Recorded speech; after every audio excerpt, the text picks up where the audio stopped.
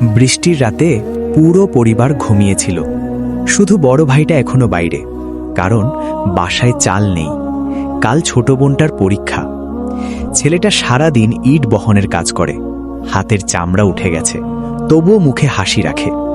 রাতে ভিজা শরীরে বাসায় ফিরতেই ছোট ভাই রেগে বলে, এত দেরি করিস কেন? ফোনটাও ঠিক করে দিতে পারলি না? মা চুপ, বাবাও কিছু বলে না।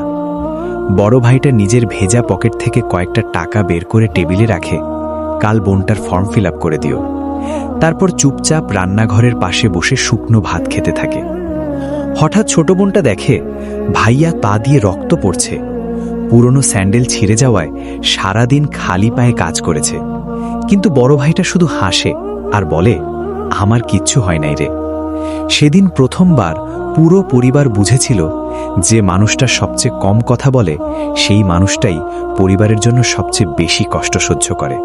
শেষ কথা, বড় ভাইরা নিজের ব্যথা লুকিয়ে রাখে, কারণ তারা ভেঙে পড়লে পুরো পরিবারটাই ভেঙে যাবে।